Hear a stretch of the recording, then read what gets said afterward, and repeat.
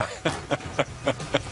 I think for many in the mainstream national media, the big surprise is going to come on November the 8th when Donald Trump is elected the 45th president of the United States. I got to tell you, across Ohio today and North Carolina yesterday, we're seeing incredible crowds coming out for Donald Trump. The enthusiasm that we see across this state, frankly, across the country, is like nothing I've ever seen in my lifetime. So we're going to continue to carry that message forward about making America great again, rebuilding our military, reviving our economy, having a Supreme Court that upholds our Constitution, and I like our chances come Election Day. But you know that the crowd sizes don't really mean that much. I mean, Mitt Romney had huge crowd sizes at this point back in 2012, and he lost handily to Barack Obama. In North Carolina, Trump is down 2.1. Mitt Romney won that state by 2.2 points.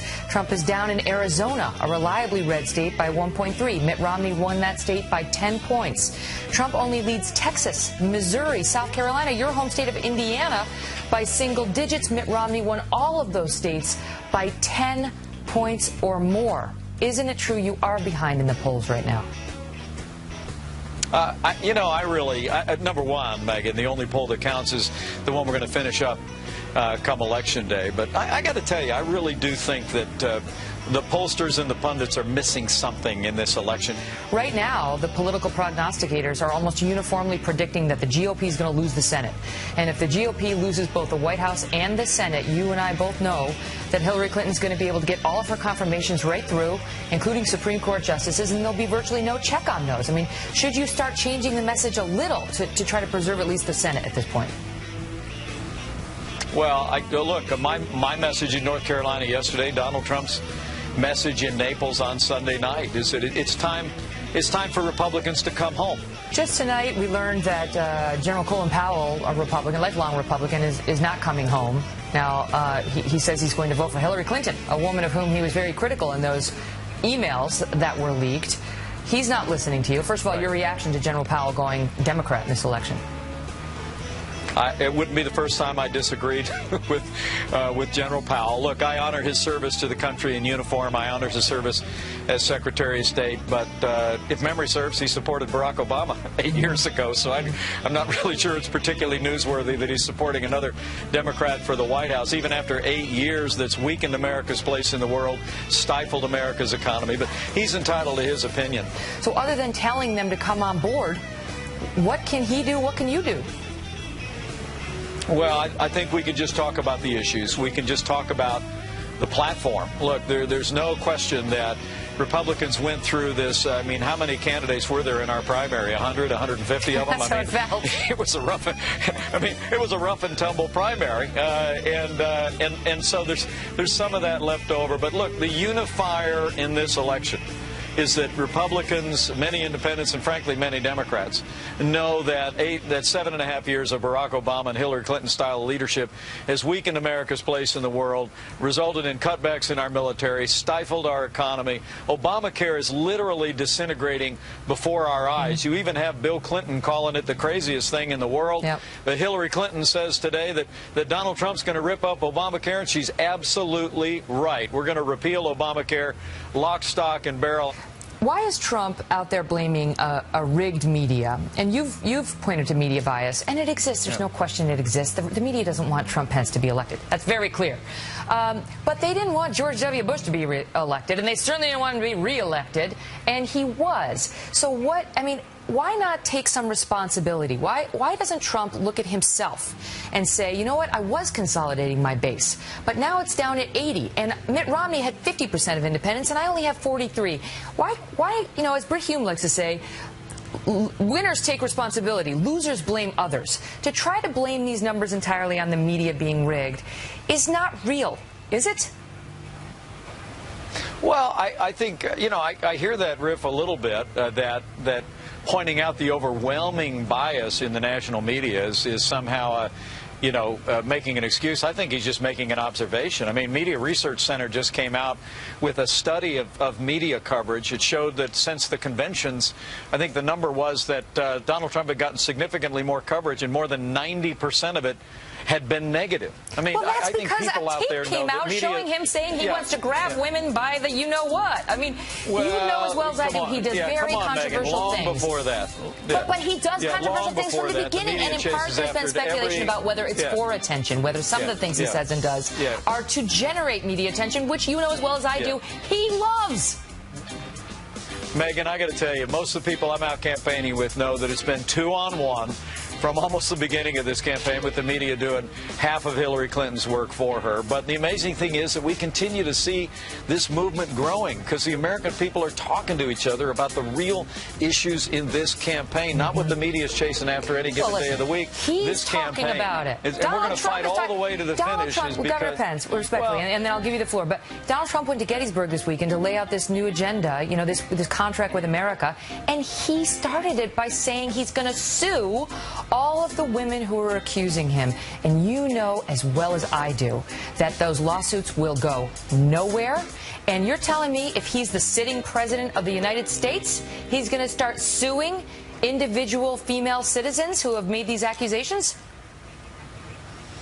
Well, Megyn, look, everyone in this country is entitled to defend their own reputation and their own integrity, and that includes people that are running for president of the United States. Great to see you, Governor Pence. Thanks for being here. Thank you, Megyn. All the best to you. Well, with some forecasters now suggesting that the Democrats may take control of the Senate on November 8th, we break down the numbers with the man who helped launch a Republican resurgence. Newt Gingrich joins us next. As we edge closer to Election Day, attention has increasingly turned to the down-ballot races. The big story now, can Republicans maintain control of the House and, in particular, the Senate? Today, the nonpartisan Cook Political Report released its new rankings, with Cook predicting Democrats will pick up 5 to 7 seats and will likely gain control of the chamber. In moments, we'll talk about it with former Speaker of the House, Newt Gingrich. But we begin tonight with Trace Gallagher reporting from our West Coast newsroom. Trace? And Megyn, just like the old E.F. Hutton commercials, when Charlie Cook in his political report talked, people listened. And the reason Cook now says Democrats will pick up 5 to 7 seats in the Senate and regain control is that Republican senators in toss-up states can no longer run their own races because Donald Trump is drowning them out. The report says the slow leak in the GOP Senate balloon came the day the Access Hollywood tape went public. And trying to turn the tide with only 2 weeks left could prove difficult at best for 2 reasons. One, the Clinton campaign feels emboldened and is now pumping millions of dollars into the races of down-ballot candidates. And 2, early voting is underway in more than 30 states. And traditionally, Democrats perform better than Republicans in early voting. Experts say the GOP's best hope is to convince casual Republicans to go to the polls so Hillary Clinton doesn't walk into the White House with a blank check. In fact, voter turnout will likely be the difference in the battle for Harry Reid's Senate seat in Nevada, where former Nevada Attorney General and Democrat Catherine Cortez Masto is deadlocked with Nevada Republican Congressman Joe Heck. The fear for Republicans is that Hillary Clinton dominates the race along the eastern seaboard before the polls even close in the West, and some Republican voters in Nevada might then decide to opt out of voting. We should note that Republican incumbent Senators Kelly Ayotte in New Hampshire and Marco Rubio in Florida are also locked in do-or-die races, but both of them are still holding small leads. As for the House, Democrats would need to pick up 30 seats to regain control, but for now, even the most optimistic polls give them a net gain of just 10 to 18 seats, so it looks like the GOP holds the House.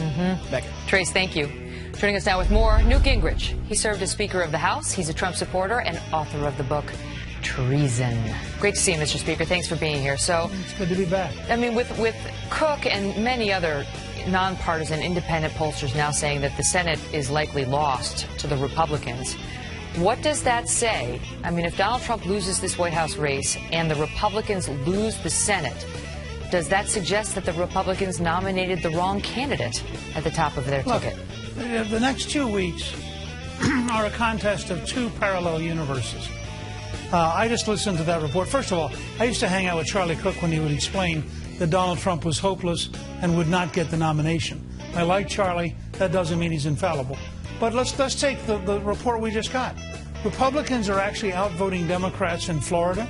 They're outvoting Democrats in Pennsylvania. That's unprecedented. They've cut the Democratic You predict a win in lead. Pennsylvania? I think they might. Really? You think Trump's going to win Pennsylvania? Look, all I can report to you right now is they're outvoting the Democrats in early voting, which is also true in Florida, which is unprecedented. But all of the polls in Pennsylvania have her winning. What?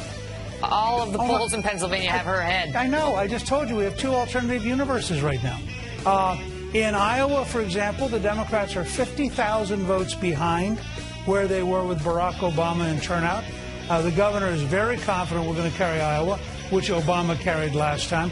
I can just carry you through case after case like this. In Minnesota, we're almost certainly going to win the congressional seat up around Duluth, which is a very Democratic area, but it deeply dislikes Hillary Clinton.